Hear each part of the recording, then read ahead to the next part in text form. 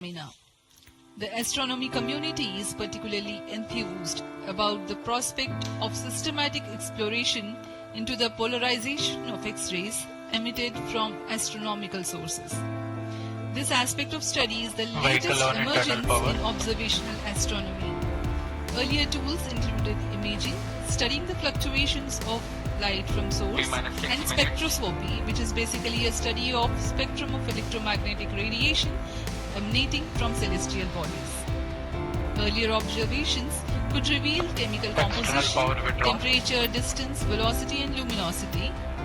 Analyzing X-ray polarization signature enables measurement of deeper insights through manifestation of processes generating these X-rays having distinct signatures within appropriate energy bands, depending on the involved energetics. The XPOSAT mission by ISRO is specifically designed to investigate such X-ray polarization signatures emanating from bright X-ray sources. The primary payload, polarimeter instrument in the X-rays or POLX, operates to measure polarimetry parameters in the medium X-ray energy range of 8 to 30 kiloelectron volts photon. The first payload for this energy band. Its collimator plays a crucial role to ensure that only one bright source is within the field of view for most observations. The second payload, XSPECT, X-ray spectroscopy and timing instrument, is designed to offer fast timing and excellent spectrometric resolution in soft X-rays, that is 0.8 to 15 kiloelectron volts energy band.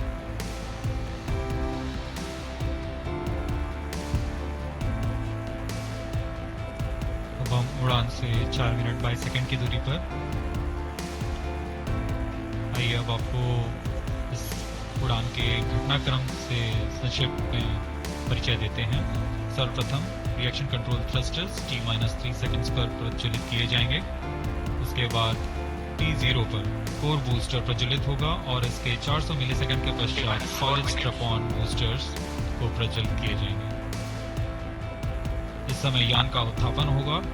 लगभग 23 kilometre की ऊंचाई प्राप्त कर लेने पर strap-on के कार्यकाल समाप्त हो जाएंगे और इसे यान से पृथक कर दिया जाएगा। कोर बूस्टर S139 बूस्टर प्रज्वलित रहकर कुछ 110 सेकंड तक प्रज्वलित रहकर यान को 57 किलोमीटर की ऊंचाई प्रदान करेगा तथा 1.62 किलोमीटर प्रति सेकंड की सापेक्ष प्रथम चरण के कार्यकाल के पश्चात द्वितीय चरण को प्रज्वलित किया जाएगा और प्रथम चरण को यान से पृथक कर दिया जाएगा। द्वितीय चरण 152 सेकंड तक प्रज्वलित रहेगा और इस दौरान यान क्लोज लूप गाइडेंस के अंतर्गत चला जाएगा और इसी दौरान ऊष्मा कवच को भी यान से पृथक कर दिया जाएगा। PS2 द्वितीय चरण के कार्यकाल के पश्चात इसे पृथक कर दिया जाएगा और इसके पृथकन के 1 सेकंड के पश्चात ही तृतीय चरण, जो कि उच्च निष्पादन वाला HPS3 चरण है, ठोस नोदक पर आधारित चरण, इसका प्रज्वलन शुरू हो जाएगा। तृतीय चरण का प्रज्वलन काल 123 सेकंड का होगा और इस समय यान 206.8 किलोमीटर की ऊंचाई तथा 7.23 किलोमीटर प्रति सेकंड की सापेक्ष गति प्राप्त कर चुका होगा। तृतीय चरण के कार्यकाल के पश्चात द्वितीय चरण तथा चतुर्थ चरण सम्मिलित होकर कोस्ट फेज की शुरुआत करेंगे। इस दौरान कोई भी प्रज्वलन नहीं हो रहा होगा और यह कोस्ट फेज करीब 200 सेकंड्स तक जारी रहेगा। इसके पश्चात तृतीय चरण को पृथक कर दिया जाएगा, लेकिन चतुर्थ चरण के प्रज्वलन से 425 सेकंड तक यह कोस्टिंग फेज जारी रहेगा। कोस्टिंग फेज समाप्त होते ही चतुर्थ चरण का प्रज्वलन होगा और यह वह अंतिम चरण है जो एक्सपोसैट उपग्रह को निर्धारित कक्षा पर लेकर जाएगा और उद्दिष्ट कक्षा में अंतरिक्षित करेगा। We are very close to the launch and let me quickly run you through the flight events. About the nominal flight timelines for the PSLV C-58 XPOSAT mission. At T0, which is scheduled at 9 hours 10 minutes, the The first stage PS1 ignites and followed by the ignition of the two strap-on motors 400 milliseconds later. The strap-ons continue to burn for 70 seconds, after which they are separated from the ongoing launch vehicle. The PS1 stage, that is the core S139, separates 109 seconds into the flight.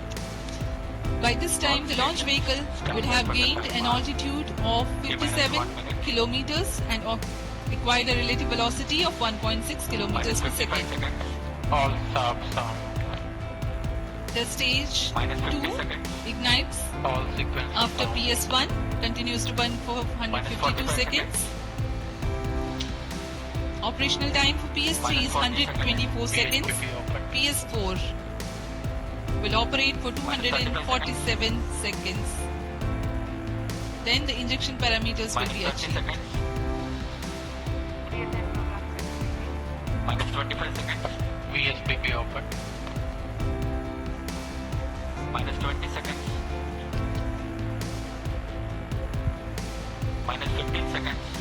Promotion से 15 second की दूरी पर 10, 9, 8, 7, 6, 5, 4, 3, 2, 1, 0.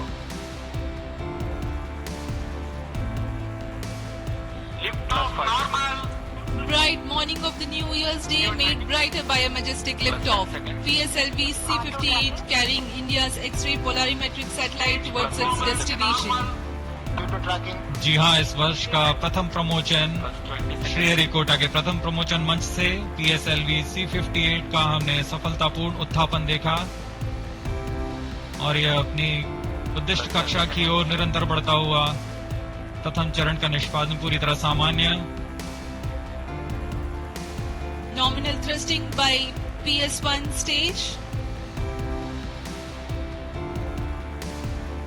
Nominal burn time for the strap-ons is 70 seconds and the core motor for 109 seconds. इस समय यान अपने अधिकतम गतिक दाब से गुजरता हुआ प्रथम चरण का कुल प्रज्वलन काल 110 सेकंड का होगा। तत्पश्चात इसे यान से पृथक कर दिया जाएगा। Sharp's tracking station currently tracking the flight. Ground link strap-on separated. दोनों स्ट्रैप-ऑन्स को यान से पृथक कर दिया गया है तथा कोर बूस्टर अभी भी प्रज्वलित है। Presently, the core S139 motor alone thrusting. The strap-ons have been separated. Normal. This stage will carry the rocket to 57 kilometers altitude and add 1.6 kilometers per second as a relative velocity. इस घटनाक्रम पे अगला है प्रथम चरण का पृथकन तथा द्वितीय चरण का प्रज्वलन। First stage separated. Second stage engine started. Closed loop guidance initiated. जी हाँ, इसकी पुष्टि हो चुकी है। प्रथम चरण को सफलतापूर्वक यान से पृथक किया गया है और द्वितीय चरण का प्रज्वलन शुरू हो चुका है। There is a confirmation from the Range Operations Director that the second stage has commenced its operation. Second stage performance normal. As the altitude right now is almost at the verge of the dense atmosphere, closed loop guidance has been initiated. The next flight event is eagerly awaited.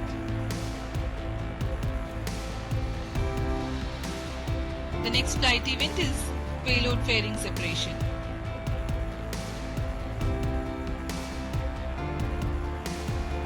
द्वितीय चरण का निष्पादन सामान्य है।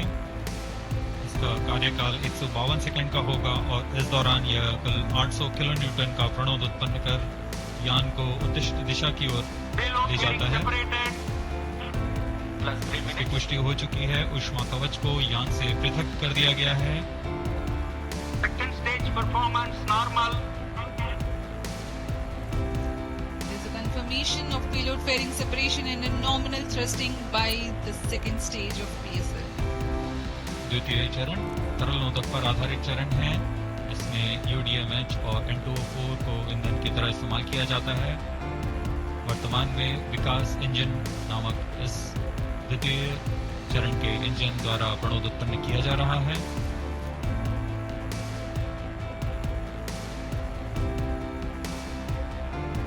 By the time PS2 completes its operation, the altitude of the launch vehicle will be 161 kilometers and relative velocity of 4.5 kilometers per second. Current altitude close to 150 kilometers. Second stage performance normal plus 4 minutes.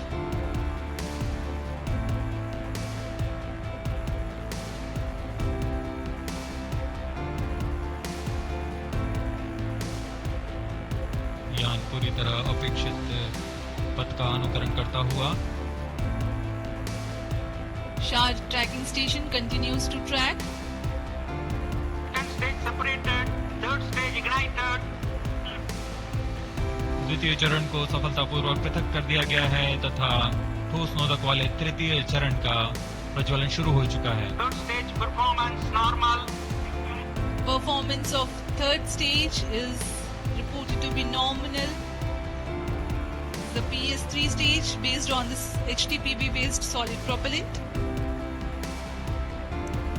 It carries 7.6 tons of propellant.